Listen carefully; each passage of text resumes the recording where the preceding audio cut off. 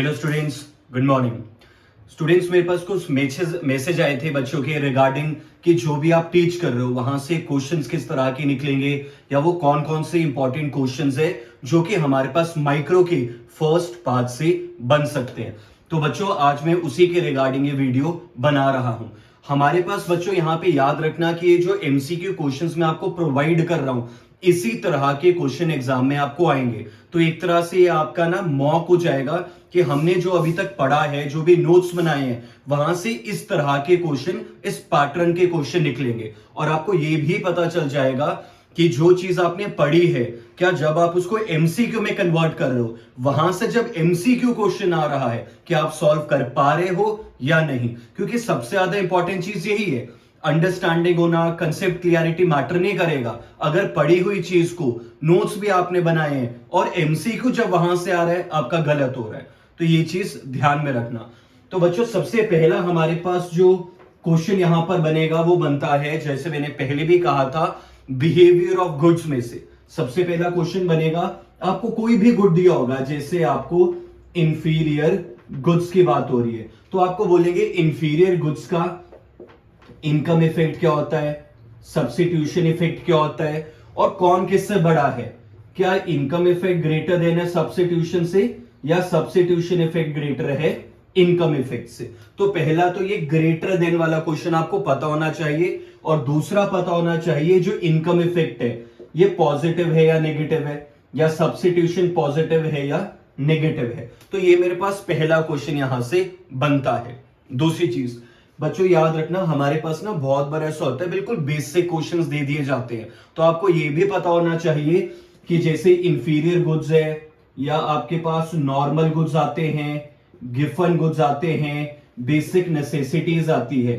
ठीक है ना, आपको ये पता होना चाहिए। इसके एग्जांपल्स क्या है, क्या पता वहां पे आपको 4 to 5 कमोडिटीज के नाम गिवन हो, 4 से 5 तरह के जो गुड्स होते हैं उनके नाम आपको वहां मेंशन्ड हो, और आपको बताना है कि ये इंफीरियर में है, बेसिक नेसेसिटी में है, नॉर्मल में है, किस में है। तो ये भी याद रखना कि एक क्वेश्चन आपको एग्जाम्पल फॉर्म में बन सकता है हमारे पास। तो ये जब भी आप नोट्स बनाओगे ना, एक एक दो दो एग्जाम्पल जरूर लिख लेना। जैसे नॉर्मल गुड्स में आपके पास वो सारी आइटम्स आ जाएंगे जो ब्रांडेड है, जो हम सारे कंज्यूम करते हैं। ठीक है, गिवन गुड्स में आ जाएगा जो स्टेपल आइटम्स होती है, जो गरीब लोग कंज्यूम कर रहे हैं और जिसके कोई भी सब्स्टिट्यूट्स अवेलेबल नहीं है। स्टेपल आइटम जैसे दाल होगी, राइस हो गया, ये सारी चीजें।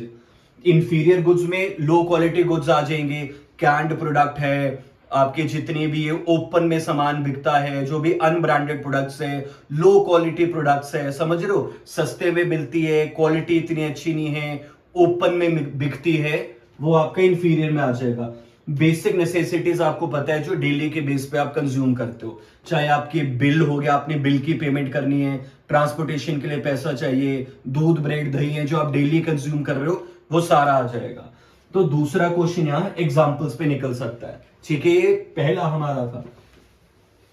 दूसरी चीज हमारे पास है, यहां पर क्वेश्चन बन सकता है नेम्स के ऊपर। मैं स्टार्टिंग से आपको बोलता रहा हूं, नाम याद रखना बहुत जरूरी है बच्चों। एक अलग से इसकी आपने लिस्ट बना लेनी है नेम्स की।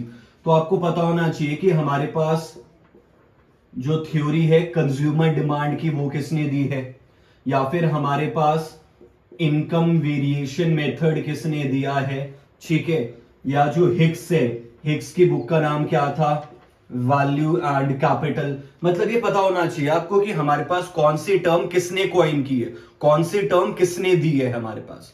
ठीक है, तो ये चीज आपको यहां पर एक पता होनी चाहिए। नेम्स के ऊपर क्वेश्चन बनेगा, स्टार लगा के लिख लेना। थ्योरी तो फिर हर एक बच्चा करके आ जाएगा, बट जब हमारे पास नेम्स पे, बुक पे, इन चीजों पे क्वेश्चन आता है ना, वो नहीं बच्चों को याद होती है। तो उस चीज का ध्यान रखना है। अब देखो, गुड्स के बाद सेकंड हमारे पास यहां पे आ जाएगा। आपको मैंने 3 तरह के इफेक्ट करवाए थे, जहां पे बैंड वैगन इफेक्ट की बात की थी, स्नॉब इफेक्ट की बात की थी, वेबलिन इफेक्ट की बात की थी। तो यहां पर बच्चों एजर्शन और रीजन का क्वेश्चन बन सकता है। क्वेश्चन तो डेफिनेशन बेस्ड ही आएगा, आपको डेफिनेशन गिवन होगी, बट एजर्शन और रीजन के फॉर्म में। और ऑप्शन कैसे होंगे, ऑप्शन होगा बोथ ट्रू है हमारे पास, R is correct reason, both true, R is not the reason, अब बच्चों ये जो एजर्शन रीजन होता है ना, यहां बच्चा फंस जाता है। वो ये तो बता देगा कि जो स्टेटमेंट 1 है वो ट्रू है, स्टेटमेंट 2 है वो भी ट्रू है, बट ये नहीं बता पाएगा क्या आर करेक्ट रीजन है या नहीं है। अब ध्यान से सुनना, ये चीज मैं आपको आज क्लियर कर रहा हूं। पहले ये लिख लो, ये जो टाइप ऑफ इफेक्ट्स है यहां से क्या क्वेश्चन निकलेगा, एजर्शन और रीजन का क्वेश्चन निकलेगा। उसी तरह से पढ़ रहे हैं इन कंसेप्ट्स को। अब देखो हमारे पास एक आपको एजर्शन में स्टेटमेंट गिवन होती है और एक आपको रीजन में गिवन होता है, और आपको पूछा होता है क्या हमारे पास जो आर है वो करेक्ट रीजन है ए का या नहीं है। ये बेसिक सा क्वेश्चन होता है। अब देखो बच्चों, रीजन का मतलब क्या है, कंक्लूजन। रीजन का मतलब है कि क्या मेरे पास ये जो एजर्शन है, क्या मेरे पास ये जो स्टेटमेंट गिवन है, यहीं से कंक्लूजन निकल रही है या नहीं निकल रही। समझ रहे हो, आपने ये देखना होता है कि जो भी यहां पे रीजन में स्टेटमेंट दी गई है, क्या वो इससे ड्रॉ की जा रही है, नहीं, क्या इससे निकल रही है या नहीं, क्या इस वाली स्टेटमेंट की कंक्लूजन है या नहीं। अगर तो ऊपर वाली स्टेटमेंट जो एजर्शन है वहीं से निचला वाला निकल रहा है, उसी का कंक्लूजन है, तो आप बोलोगे R is the correct reason for A. ये पहला तरीका है पहचानने का। दूसरा, अगर ये दोनों के दोनों ना कंटिन्यूटी में है, यानी कि आपने एजर्शन लिखा माय नेम इज निखिल और रीजन है I am son of Ajay, इस तरीके से। अब देखो ये कंटिन्यूशन में चल रहा है, इसी वाले का एक्सटेंशन है ये, इसी वाले को एक्सटेंड करके लिखा जा रहा है, इसी वाले की कंटिन्यूटी में चल रहा है। तो आपने ये भी देखना होता है कि दोनों स्टेटमेंट एक दूसरे से जुड़े हुए हैं, एक दूसरे की कंटिन्यूटी में है। तो अगर हमारे पास जैसे मैंने यहां लिखा my name is Nikhil and I am son of Ajay, तो ये बिल्कुल एक सही स्टेटमेंट बन रही है ना। तो इस तरह से भी आप देख सकते हो कि ये इसी की कंटिन्यूटी है कि नहीं, इसी को एक्सटेंड कर रहा है कि नहीं। तो दो तरीके एजर्शन रीजन देखने के। पहला आ जाएगा क्या ये यहां से निकल रहा है नहीं, क्या ये इस वाले का कंक्लूजन है कि नहीं, और दूसरा एक्सटेंशन है कि नहीं। तो एजर्शन और रीजन के क्वेश्चन इंपॉर्टेंट है, प्रैक्टिस करके जाना इसको। काफी क्वेश्चन निकलेंगे और बच्चे गलत करके आते हैं एजर्शन रीजन। जो ये वीडियो देख रहे हैं आपको पता होगा आप लोगों को एजर्शन रीजन में प्रॉब्लम आती है, ठीक है। तीसरा हमारे पास आ जाता है कंज्यूमर सरप्लस। कंज्यूमर सरप्लस में बच्चों डायग्राम याद कर लेना, आपको वहां पे डायग्राम गिवन होगा, बोलेंगे बताओ कंज्यूमर सरप्लस कौन सा है, A B, B C, E B, D C, इस तरीके से। तो आपको पता होना चाहिए कि कौन सी लाइंस मेरा कंज्यूमर सरप्लस है। ये पहला क्वेश्चन है डायग्राम। दूसरा क्वेश्चन आएगा आपको फॉर्मूला। अब फॉर्मूला में क्या गिवन होगा, अब आपको ये चीज तो पता है विलिंगनेस टू पे माइनस कितना आपने पे किया। अब एग्जाम में आपको डायग्राम गिवन होगा, आपको बताना है कि विलिंगनेस टू पे क्या है, A B, B C, E B, D C, ठीक है। अब ये पूरा क्वेश्चन कैसा होगा, आपका फॉर्मूला क्या है, विलिंगनेस टू पे माइनस आप कितना पे करते हो। तो इन्होंने यहां गिवन होगा A B minus A C, B C minus A B, A B minus A C, D C minus E B. ये होंगे आपको चार ऑप्शन, और बोलेंगे बताओ कंज्यूमर सरप्लस का फॉर्मूला कौन फुलफिल कर रहा है। फंस जाता है बच्चा क्योंकि प्रैक्टिस नहीं की होती उसने। तो इस तरीके का क्वेश्चन बनेगा, तो आपको पता होना चाहिए विलिंगनेस टू पे क्या है और एक्चुअल में आप कितना पे कर रहे हो। तो डायग्राम में ये भी क्वेश्चन आ सकता है, या डायरेक्टली डायग्राम में पूछ लेंगे कि कंज्यूमर सरप्लस बताओ कौन सा पॉइंट है हमारे पास। तो डायग्राम और फॉर्मूला याद होना चाहिए कंज्यूमर सरप्लस का आपको। दूसरा, कंज्यूमर सरप्लस में से थ्योरेटिकल क्वेश्चन नहीं बनेगा, कम चांसेस है, बट पढ़ के जरूर जाना कि कंज्यूमर सरप्लस टर्म सबसे पहले किसने दी थी, उसके ऊपर थ्योरी किसने दी है, समझ रहे हो, और कंज्यूमर सरप्लस कौन से दो लॉ पर बेस्ड है। मतलब इस तरीके से थ्योरेटिकल को पढ़ के जाना, बट क्वेश्चन आपको यही निकलेगा, या डायग्राम या फॉर्मूला। ये आपका रामबाण है, याद रखना। जो बाकी बच्चे छोड़कर जाएंगे उसी पे अगर आपने कमांड बना ली तो जेआरएफ क्लियर है आपका, ठीक है। कंज्यूमर सरप्लस के बाद हमारे पास है इलास्टिसिटी आता है। अब देखो इलास्टिसिटी में सबसे पहला क्वेश्चन बनता है अगेन फॉर्मूला।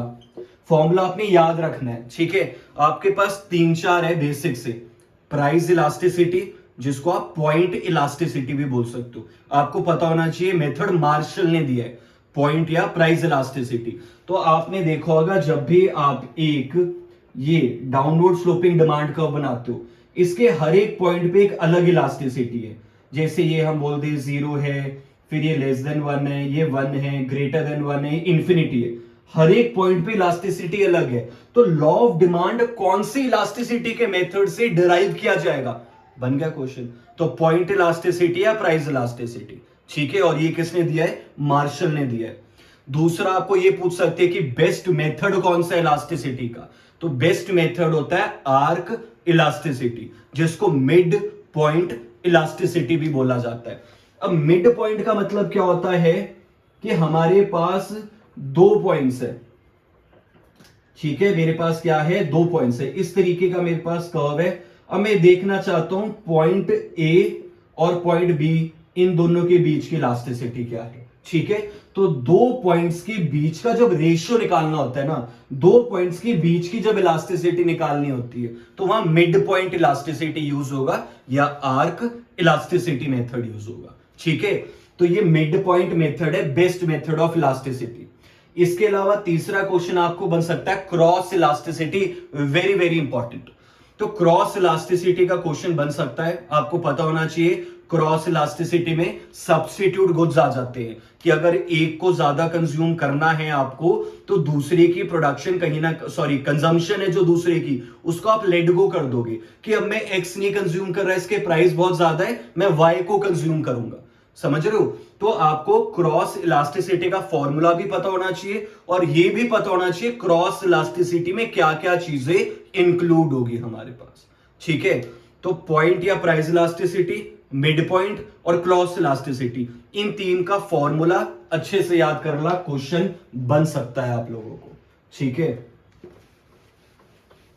इलास्टिसिटी के बाद हमारे पास क्वेश्चन बनेगा, जैसे आप सबको पता है, जो कि आता है यूटिलिटी की थ्योरीज पे। अब देखो हमारे पास सबसे पहले मैं बात करूंगा मार्शल की। मार्शल में आपने 2 चीजें याद रखनी है।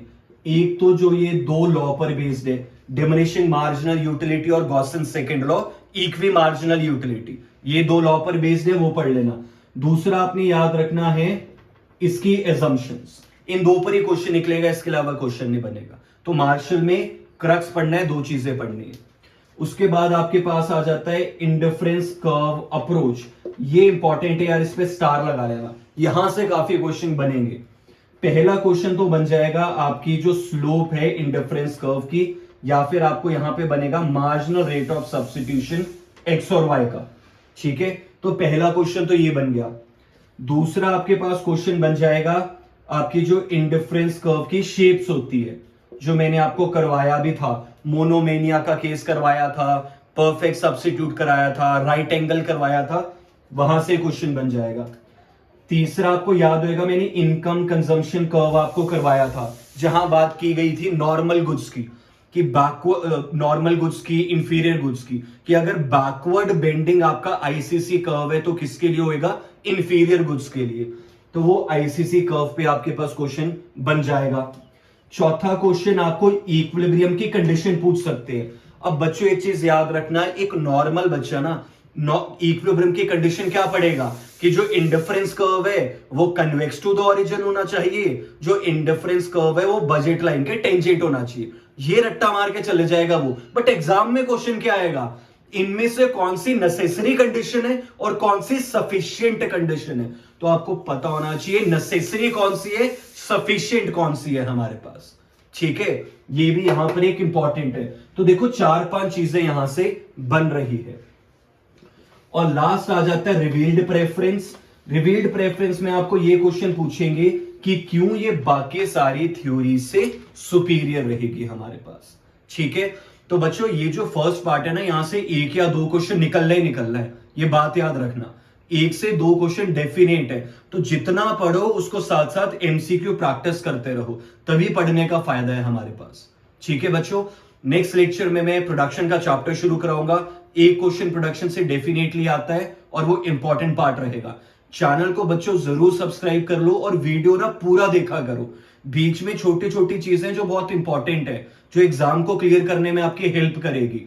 तो ये 4 महीने, सिर्फ 4 महीने देने आपने अपने आप को। 4 महीने जिसने भी कंसिस्टेंटली और कंटिन्यूटी के साथ पढ़ लिया, उसका एग्जाम क्लियर है, फिर आगे की लाइफ आपकी बिल्कुल सेटल हो जाएगी। तो अपने पे मेहनत करना और जल्दबाजी मत करो। पूरा टाइम दो चीजों को। मैं भी एफर्ट्स डाल रहा हूं, आप लोग भी एफर्ट्स डालो, मिलके एग्जाम क्लियर करेंगे। Best of luck.